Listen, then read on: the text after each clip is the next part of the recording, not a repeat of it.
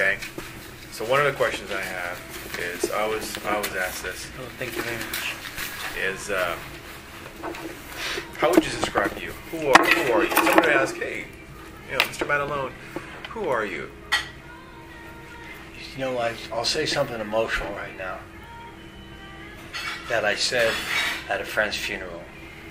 Is I don't really know who I am, and I don't really.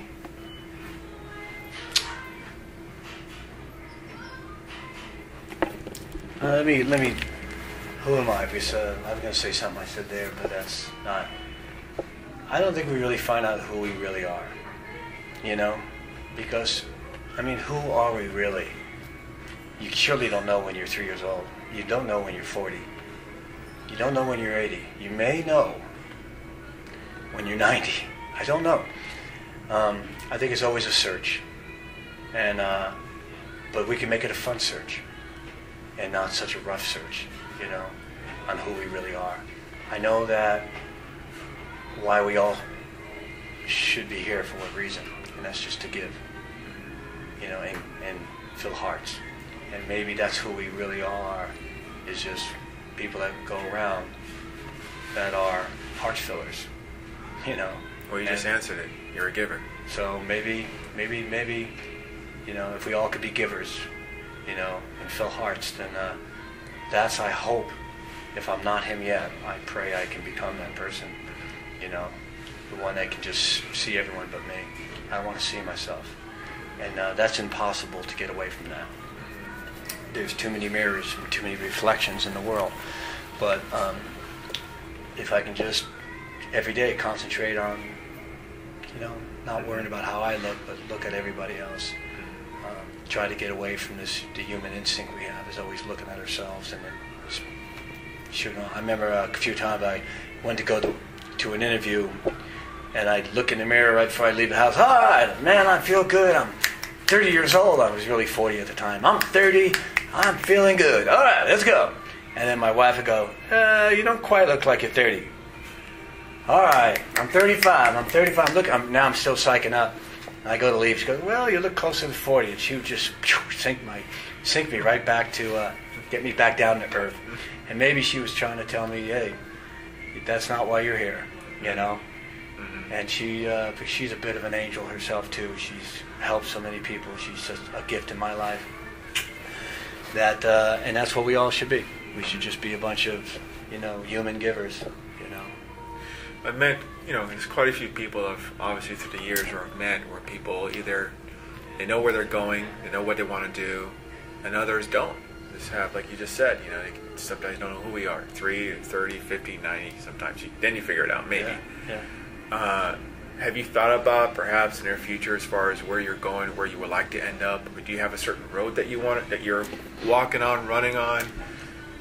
Do you look into the future perhaps, or say, you know what, my goals, I want to keep helping kids or animals? Or That's it. I would love to help children. And when I was a kid myself, I always wanted to open up a home before I came out here for children, called the We Care Center, We Care. And it's a place where you can bring kids and just have fun. No medicine, no this, no extra. Fun, just a fun place to be. May it be a park or a home, but funland, a true place where kids can just go that have so many difficulties in life and just get away for a day and laugh and smile and be around people that are volunteering, running rides and making cotton candy, and just a fun place. I always wanted to open up a home, and I never did. And maybe that's something that I hope suddenly out of nowhere becomes a passionate goal, more important than breaking a school record, or more important than coming out here and being a stuntman, to finally reach. Maybe that is my final goal, because that's what I always wanted to do. You ask me now, and I'm remembering that I always want to be there and help the kids, and just make them laugh, make them fill their hearts, give them a day that they're going to remember, because I remember when my uncle gave me a 50-cent piece for putting a cigar in my mouth. And then when I had the cigar in my mouth, I was only 7 years old. he would call over to my grandma, Yolanda, he got a cigar. Oh, what are you doing? I'd get in trouble. And he gave me the 50-cent piece, but he was getting me in trouble at the same time, just horsing. But I remember that fun thing, because it was all, I remember, someone giving me $1 for ice cream when I was a little kid. So those are memorable things. So if we can do something and go out of our way and do 10 times what we got, if I can remember a 50-cent piece, then if I give a kid $20, he ain't gonna forget that, or buy him, 8 gallons of ice cream instead of just a cone. It's just something crazy that they can always reflect on and remember. Wow, that was fun. That was crazy, And I think we should go out of our way and do crazy things, something that isn't usual, and bring a big smile to an elderly or a young one. Something that they're going to remember for a while, And that brings me to the last question, which is an important one for me, because this is something that's, as I wrote the Flipside script, it's taken me 12 years, by the way, to write this thing. And interesting has happened in those 12 years. It's actually helped me know who I am, where I came from. A lot of things I didn't know, the process. And essentially, writing a script, for me, is pretty much like I've already made it and been very successful, because it's helped me unfold a lot of layers for me personally. How I live, how I grew up, all the struggles. It really helped me, because I was an introvert. I wouldn't talk to anybody about any of my situations. But writing somehow made me come out, right. And one of the key things, I remember after finally finish up the last draft, was the question popped up: how do you want to be remembered? Which is a tough question. Yeah. How do you want to be remembered? And and it took me a while to figure that out. How do I want to be remembered? Well, an answer to one simple thing for me was never quit. Everybody has a certain thing how they want to be remembered, and you go back to Muhammad Ali as something that ran out. Here's a guy who never quit, defied the odds, right? And to me, that's something positive. So for me, that's such an important question, because that's what I want to tell you. It's obviously you've traveled to so many, you have so many memories. Yeah. You've been through a journey yourself. You have, right. And it's been an amazing ride. I hope that I haven't done the thing that I want to be remembered for yet. I've done some beautiful things. One is a song that me and my wife and so many people, yourself, came aboard, and we got a song out there. America We Stand as One, a song about loved ones that passed away that are still with us. It's a comforting message, and it's still being embraced, 8 years later. All over the world.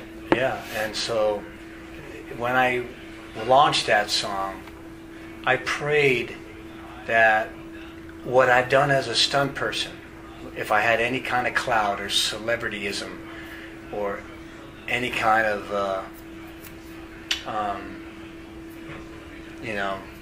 advantage,